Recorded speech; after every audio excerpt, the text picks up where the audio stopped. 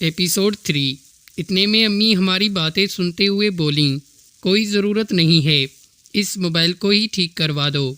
तो मैं बोला, अम्मी ये अब बहुत पुराना हो गया है, मैं अभी अब्बू से पैसे लेकर किरण को न्यू मोबाइल ला देता हूँ। तो अम्मी कहने लगीं, अच्छा तो जाओ फिर देखो तुम्हारे अब्बू पैसे देते हैं या नहीं। मैंने कहा मैं ले लूँगा। मैंने बाइक निकाली और दुकान पर चला गया। अब्बू और भाई काम में बिजी थे। अब्बू ने मुझे देखा तो पूछा, खैरियत, कैसे आना हुआ। मैंने कहा, अब्बू वो किरण का मोबाइल ख़राब हो गया है तो पैसे दे दें, उसके लिए मोबाइल लेना है। तो अब्बू बोले, नया मोबाइल क्यों भाई, कोई सेकंड हैंड मोबाइल ले लो।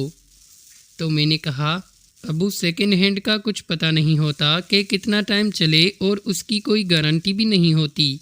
न्यू की तो गारंटी भी होती है। और आपको तो पता है कि भाभी चली जाएंगी तो मोबाइल सिर्फ किरण के पास होगा। अम्मी तो मोबाइल इस्तेमाल नहीं करती हैं। इतने में भाई ने भी अब्बू से कहा कि खालिद ठीक कह रहा है। अब्बू ने मुझसे पूछा कि खालिद बेटा, अच्छा बताओ कितने का न्यू मोबाइल आएगा। तो मैंने अब्बू को 25,000 बताए। अब्बू ने पैसे दिए। भाई ने कहा कि तुम तैयार रहना, मैं 4 बजे तक आ जाऊंगा, ट्रेन का टाइम 5:30 का। तो मैंने कहा, जी भाई हम तैयार होंगे। मैं पैसे लेकर सीधा मोबाइल मार्केट गया और किरण के लिए वीवो Y15 मोबाइल ख़रीदा और घर आ गया। घर आया तो किरण मेरे हाथ में न्यू मोबाइल देखकर खुश हो गई और इसी खुशी में मुझसे लिपट गई और बोली, भाई वाओ, आप तो बहुत अच्छे हैं। ये पहली दफ़ा हुआ था कि किरण इस तरह मेरे गले लगी थी। उनको महसूस करते ही मेरा दिल ठाठे मारने लगा। मैं भी थोड़ी मजबूती दिखाकर बोला, बहना, भाई ही तो बहन के काम आते हैं। किरण मुझसे अलग हुई। अम्मी और भाभी भी आ गईं और मोबाइल देखने लगीं। अम्मी किरण से बोलीं, आप इसको भी ख़राब ना कर देना। मैंने मोबाइल में किरण की सिम डाली और उसको मोबाइल के फंक्शन समझाए। तो भाभी बोली, खालिद तैयार हो जाओ, तुम्हारे भाई आने वाले हैं। मैं अपने रूम में गया और इजी होकर वॉशरूम में नहाने चला गया। तो सोचा क्यों ना अंडर शेव भी कर लूँ। सफाई करने के बाद दिल हाथ से कुछ मज़ीद फरमाइशें करने लगा, लेकिन बाहर से किरण की आवाज़ आई कि भाई खाना लग गया है। मैं पूरा तैयार था हाथ गाड़ी चलाने के लिए, लेकिन किरण की आवाज़ सुनकर मैंने हाथ लगाने का इरादा कैंसिल किया। तौलिए से वजूद साफ़ करके वॉशरूम से बाहर निकला तो देखा किरण सोफ़े पर बैठी थी।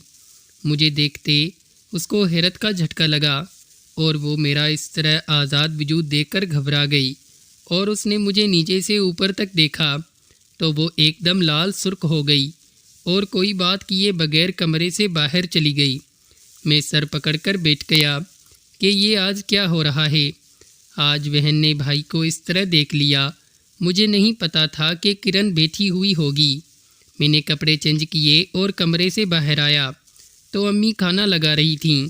भाभी उबाया पहनकर अपने रूम से निकलते हुए बोलीं, खालिद जल्दी खाना खाओ, तुम्हारे भाई आ रहे हैं। मैंने खाना खाया। किरण पानी देने आई तो मुझसे नज़रें नहीं मिला पा रही थी। वो पानी रख कर चली गई। मैंने खाना ख़त्म किया तो भाई आ गए। भाई बोले, चलो भाई चलो, टाइम होने को आया है। भाई ने भाभी का सामान गाड़ी में रखा और मैंने अपना बैग लिया। सबसे मिलकर हम लोग गाड़ी में बैठ गए और भाई हम लोगों को लेकर स्टेशन की तरफ चल पड़े। रास्ते में ट्रैफिक जाम होने की वजह से हम लोग लेट हो गए। 5:15 बजे स्टेशन पहुँचे तो ट्रेन प्लेटफार्म पर खड़ी थी। हम लोग जल्दी जल्दी एसी स्लीपर की साइड चढ़ गए। भाई ने हमारा 2 बर्थ वाला केबिन देख लिया। देखा तो बोले, ये ठीक किया तुमने कि 2 बर्थ वाला बुक करवा लिया। भाभी कहने लगी, हाँ अब यहाँ और तो कोई नहीं होगा।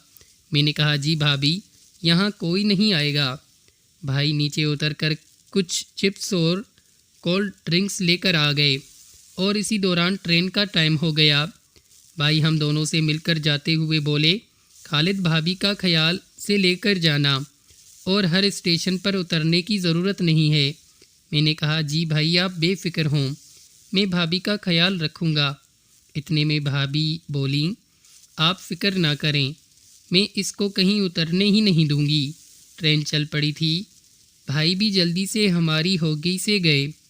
मैंने केबिन का दरवाज़ा बंद किया और सामान सेट करके नीचे रख कर बैठ गया। भाभी सीट से उठकर खड़ी हो गईं और उबाया उतारने लगीं। भाभी मेरे सामने खड़ी होकर उबाया उतारने लगीं। जब उबाया निकलते हुए फंसा तो ये नज़ारा देखने लायक था। भाभी इस ड्रेस में बहुत प्यारी लग रही थीं। भाभी मुझे देखते हुए बोली, खालिद क्या हुआ, क्या देख रहे हो? मैंने कहा, भाभी कुछ नहीं, आप बहुत प्यारी लग रही हैं।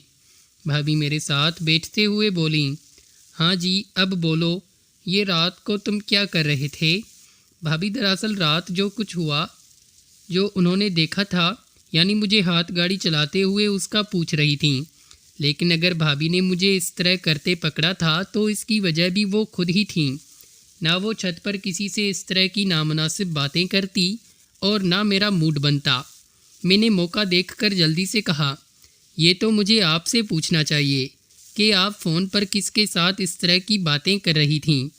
तो भाभी मुझे देखते हुए बोलीं, मुझे पता था कि तुमने मेरी बातें सुन ली हैं और मैं यही बात करने तुम्हारे कमरे में आई थी, लेकिन तुम तो किसी और काम में मसरूफ़ थे। मैं बोला, आपकी बातें सुनकर रहा ही ना गया। भाभी मेरे साथ बैठी थीं। भाभी के वजूद से भुनी भुनी खुशबू आ रही थी। भाभी के वजूद से भुनी भुनी खुशबू आ रही थी। मैंने भाभी से पूछा, भाभी आप बताएं किससे बात कर रही थीं? आप। भाभी ने मुझे देखा और कहा, खालिद बात यह है कि एक मेरी कज़न है, साहिवाल में रहती है। मेरी तो शादी हो गई लेकिन उसकी अभी तक नहीं हुई। शादी से पहले हम दोनों आपस में ये सब किया करते थे, लेकिन मेरी शादी के बाद उसने मुझसे वादा लिया था कि जब वो मूड में आएगी तो मेरे साथ ये सब किया करेगी। और कल उसने मुझे कहा कि उसकी ज़रूरत फ़ोन पर ही पूरी करूं। मैंने उसको बहुत मना भी किया, लेकिन वो ना मानी, इसलिए ऊपर उससे फ़ोन पर बात कर रही थी। वैसे मैं तुमको भी उससे मिलवा दूंगी और मेरा और कोई चक्कर नहीं। मैं भाभी की बात सुनकर बोला, अच्छा तो भाभी अगर भाई को पता चल गया तो बात बिगड़ जाएगी। वो तो आप पर ही शक करेंगे कि आप किसी लड़के से बात करती हैं, और रात तो मैं उठा था। अगर भाई उठ जाता तो आपके लिए बहुत मुश्किल हो जाती। तो भाभी बताने लगी कि मैं जब भी उससे बात करती हूँ दोपहर में करती हूँ, जब मैं अपने कमरे में अकेली होती हूँ। ये पहली दफ़ा रात में बात की थी। तुम ठीक कहते हो, कोई और आ जाता तो मुश्किल हो जाती। ट्रेन लांथी स्टेशन क्रॉस कर रही थी। भाभी बोली, तुम ये बताओ, उस दिन मैं कपड़े दीवार पर डाल रही थी तो मेरे पीछे तुम क्या हरकतें कर रहे थे? मैं बोला कि भाभी मैं तो ये देखने आया था कि आप क्या देख रही हैं नीचे, और नीचे का मंजर तो आपको पता ही है। आप तो उस गधे को देख रही थी जो अपनी गधी को खुश कर रहा था। इतने में भाभी बोली, ओए मैं तो ऐसे ही बाहर देख रही थी। अच्छा ये बताओ, बाहर देखते देखते पीछे क्या लगाया था मुझे? भाभी के मुंह से ये बात सुनकर मुझे अंदाज़ा हुआ कि अब भाभी भी मूड में आ रही हैं। तो मैंने भी थोड़ा खुलने का फ़ैसला किया और बोला, भाभी सीन ही ऐसा था कि कुछ पता ही नहीं चला। अच्छा और उस दिन तुम कमरे में भी हाथ गाड़ी चला रहे थे। जिस दिन मैं बाज़ार से वापस आकर तुम्हारे रूम में आई थी, रात में भी उठाया हुआ था जब किचन में पानी पी रहे थे। मैंने कहा, भाभी आपकी इस तरह की बातें सुनकर मुझसे सब्र नहीं हो रहा था। भाभी बोली, फिर तो साहिवाल तक तो तुम बहुत बेसब्र रहोगे। मैं बोला, वो कैसे? तो भाभी मुस्कुराते हुए बोली कि जब से उबाया उतारा है तुम मुझे ऐसे देख रहे हो जैसे पहली दफ़ा देखा हो। तो मैंने कहा, भाभी पहली दफ़ा आप इतने करीब हैं और आपका ये ड्रेस तो कमाल का है। भाभी सीट से खड़ी होते हुए बोली, नॉर्मल ड्रेस है, इसमें एसी क्या बात है? भाभी अगले बटन खोलते हुए बोली, गर्मी का ड्रेस है, और घूमकर मुझे अपना ड्रेस दिखाने लगी।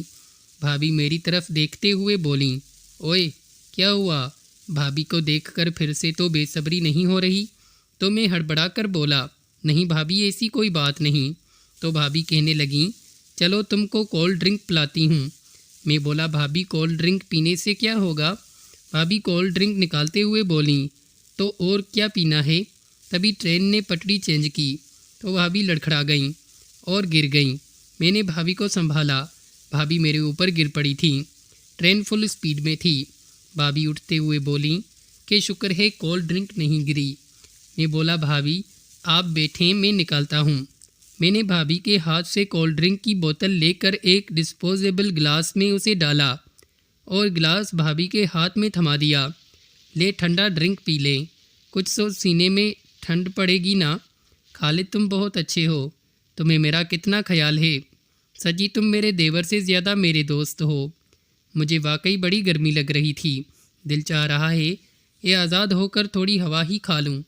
मैंने भाभी से कहा भाभी इसमें पूछने वाली कौन सी बात है, केबिन में इस हम दोनों के सिवा और कौन है, और अभी अगला स्टेशन आने में काफ़ी देर है। आप बेशक अपनी उतार कर ईजी हो जाएं, मैं केबिन की कुंडी लगा देता हूँ। भाभी ने मेरी तरफ शरारत भरी नज़रों से देखा। मैं दूसरी गिलास में कोल्ड ड्रिंक निकाल कर पी रहा था। उस दिन वाकई गर्मी बहुत ज़्यादा थी। इतने में भाभी बोलीं खालिद मैं आज़ाद होती हूँ, लेकिन तुम वादा करो कि कोई शरारत नहीं करोगे। मैंने हंसते हुए कहा भाभी वादा तो नहीं कर सकता क्योंकि गर्मी बहुत है। मेरा दिल भी चाह रहा है कि मैं भी आज़ाद होकर कुछ हवा ही ले लूँ, रिलैक्स हो जाएं, अगर आपकी इजाज़त हो तो। भाभी ने हंसते हुए मुझे देखा और कहने लगीं जी जनाब मुझे कोई एतराज़ नहीं है, लेकिन जो कुछ भी करना ध्यान से करना। सफ़र का मामला है, ये ना हो कि कोई ऊपर से आ ही न जाए। मुझे बहुत डर लगता है। हम घर में होते तो कोई बड़ी बात नहीं थी, लेकिन यहाँ किसी वक्त कोई भी आ सकता है। मज़ीद देखें किस्त 4 में, और इसके लिए हमारे इस चैनल को लाजमी तौर पर सब्सक्राइब करके रखें और साथ में घंटी के निशान को दबाकर ऑल पर सेट कर दें।